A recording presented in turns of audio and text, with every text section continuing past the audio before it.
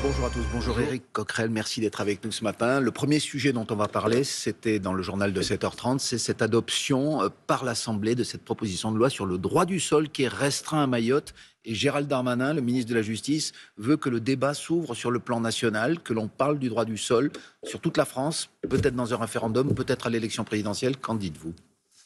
On vient de vivre depuis 24 heures un épisode de l'extrême droitisation, de la trumpisation accélérée de la coalition gouvernementale du centre-droite. C'est à ça qu'on a assisté. Je vous résume ce qui s'est passé hier. Donc, vous l'avez dit, proposition de loi des Républicains pour restreindre le droit du sol à Mayotte. Dangereuse et inutile. Inutile parce que, vous le savez comme moi, en réalité, depuis 2018, le nombre de naturalisations à Mayotte est passé de 2000 à 1000. Par contre, les migrations, elles, ont continué. Ça montre qu'il n'y a pas de lien.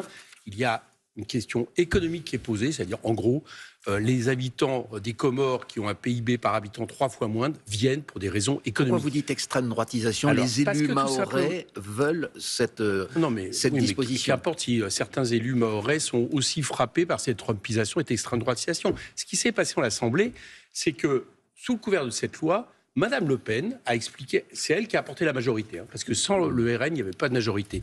Elle explique que ce qui est fait là vaut généralisation par la suite, parce qu'elle est contre le droit du sol. Que font les ministres de la République ? Est-ce qu'ils réagissent face à cette remise en question ? Ils disent qu'il faut ouvrir le débat. Et M. Retailleau, hier soir, explique, ministre également de l'Intérieur, qu'il faut carrément le faire, l'appliquer. Donc on voit la suite. Et vous savez, je rappelle, il y aura un vote. Pour l'instant, par exemple, les macronistes n'ont pas dit qu'ils étaient favorables à cette disposition. Pour qu'on comprenne bien ce qui est en train de se passer. Le droit du sol en France, c'est un héritage très ancestrale, parce qu'au moment même de la royauté, on disait que qui touche la terre du roi de France est libre. Renforcé avec la Révolution française, qui estime que notre conception est une conception politique. Au XIXe siècle, qui s'affronte ? D'un côté Renan, de l'autre côté Maurras, antisémite, raciste, monarchiste. Pour vous, si on est contre le droit du sol à Mayotte, avec décoré par la Francisque. Ouais. Et le seul régime qui a mis en place le droit du sol, vous le savez comme moi, c'est Vichy. D'accord ? Voilà ce dont il s'agit aujourd'hui. Bon. Et donc, on a cette extrême droitisation, et quelque part, ça nous dit un peu ce qui va se passer dans les mois à venir. Avec un Premier ministre qui parle de submersion, c'est l'extrême droite qui dicte son tempo, et la droite et le centre qui appliquent son programme. Voilà aujourd'hui ce qui arrive. C'est ce que vous dites ce matin. On va parler aussi du budget. Est-ce que vous êtes satisfait de ce qu'a dit Éric Lombard hier soir sur France 2, à savoir que le gouvernement, finalement, revient sur ce qui devait se passer pour la TVA des plus petits auto-entrepreneurs. On explique ce dont il s'agit. Ils sont 250 000 et ceux qui faisaient 25 000 euros de chiffre d'affaires par an allaient être assujettis à la TVA. Finalement, vous l'aviez dénoncé, ce ne sera pas le cas. Est-ce que vous êtes satisfait ? Heureusement qu'on a réagi. Comme quoi, quand on se mobilise, on peut faire bouger le gouvernement. Vous parliez d'extrême droitisation. Oui, j'entends bien que vous pointez le fait que le RN aussi a réagi. Mais enfin, les premiers qui ont réagi sur cette y compris en déposant une proposition de loi pour l'abroger, c'est nous. Et nous avons bien fait, parce que, comme vous le savez, ça touchait les auto-entrepreneurs, ça touchait les micro-entreprises qui se retrouvaient dans des galères administratives et leur prix montait. Mais c'est suspendu. Moi, je veux que ça soit abrogé. Je veux que le ministre de l'économie dise que c'est abrogé, parce que je n'ai aucune confiance dans ce gouvernement. Quand il annonce que c'est suspendu, en général, ça n'a pas de suite. Alors, le budget, lui, il n'est pas abrogé, il est voté. Est-ce que vous êtes quand même satisfait, en tant qu'élu de la République, que grâce à l'adoption du budget, eh bien, certaines aides, c'est ce que disent par exemple les socialistes pour justifier le fait qu'ils n'aient pas voté la censure, les aides aux agriculteurs, les services civiques, les emplois aidés, eh bien, vont pouvoir être budgétés, financés. Mais c'était tout à fait possible de le faire. Alors les socialistes, par exemple, oui, mais les socialistes ont trouvé le prétexte parce qu'ils ne voulaient pas voter la censure. Je vais y revenir là-dessus. Donc c'est faux. On va en parler. Lorsque bien par sûr, exemple, il y avait M. Brun, député socialiste. Laissez-moi vous expliquer. Il y a une loi spéciale. D'accord ? Vous vous rappelez qu'au moment où la première censure, les aides agricoles, ça aurait marché. La première censure, laissez-moi finir. La première censure, M. Barnier disait on ne pourra plus payer les fonctionnaires s'il y a la censure. Madame Borne disait et la carte vitale ne fonctionnera plus. Tout ça continue à fonctionner. La loi spéciale permet de dupliquer le budget de l'année précédente sur cette année. Agricoles, par exemple, très précisément. Tout ça était possible. Simplement, c'est ce gouvernement qui a décidé de l'appliquer de manière restrictive. Pourquoi ? Pour faire pression, pour essayer d'adopter un budget qui est pire que le budget 2024. Donc j'annonce aux Français qu'avec le budget qui a été adopté, en réalité, il y a tout un tas d'aides. Il y a des budgets de ministères qui vont être sabrés comme jamais, et ils vont en subir les conséquences très rapidement. C'est un mauvais budget, c'est pour ça qu'il fallait s'y opposer. Par exemple, on aurait pu recruter des services civiques avec le budget maintenu. Bien sûr, donc absolument. Donc vous il n'y a êtes rien en qui l'empêchait. là-dessus, sur ce point-là. Et la ministre du Budget qui a dit l'inverse a menti devant la représentation nationale. On disait dans le journal de 7h30 qu'il y aura une nouvelle motion de censure sur le projet de loi de financement de la sécurité sociale la semaine prochaine, que vous allez présenter. Est-ce que vous attendez un autre résultat? J'espère. Je vais vous dire pourquoi ça a un lien avec la discussion qu'on a eue au début. D'accord?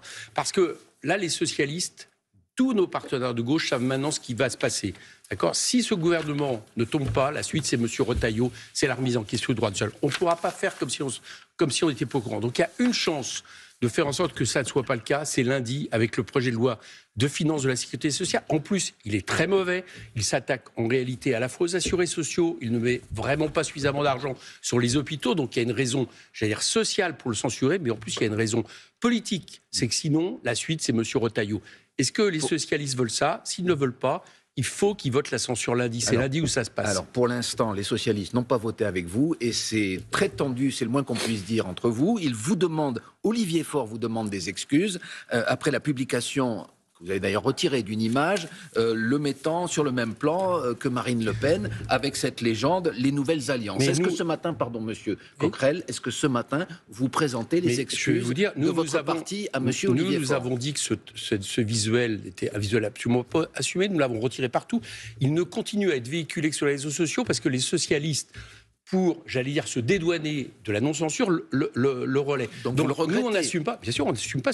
Mais par contre, ce que j'ai constaté, c'est que j'ai cru comprendre que M. Faure assume, lui, le fait de ne pas avoir voté la censure. Mais vous le mettez sur le même plan ? Excusez-moi. Ah bah oui, dans la journée d'hier, est-ce que le plus grave, c'est un visuel que nous avons regretté et dont nous avons dit que nous ne l'assumons pas, ou est-ce que c'est le fait de ne pas voter la motion de censure qui a permis dès le lendemain à M. Darmanin et M. Retailleau d'expliquer que le droit du sol allait être remis en question dans le pays? Répondez-moi, est-ce que vous, dans la gravité des choses, quel est le plus grave? Moi, je pense que c'est le fait de ne pas voter la motion de censure. Alors, je le dis aux socialistes. Vous présentez des regrets ou des excuses? Je le dis aux socialistes. Écoutez, est-ce qu'ils ont présenté des excuses pour le fait d'avoir laissé ce gouvernement sévir avec un mauvais budget, d'avoir même entonné le même discours que le gouvernement pour faire une espèce de chantage en disant qu'il n'y avait pas de budget, et en plus pour permettre à monsieur, dès le lendemain, à M. Retailleau de dire qu'il va remettre en question le droit du sol.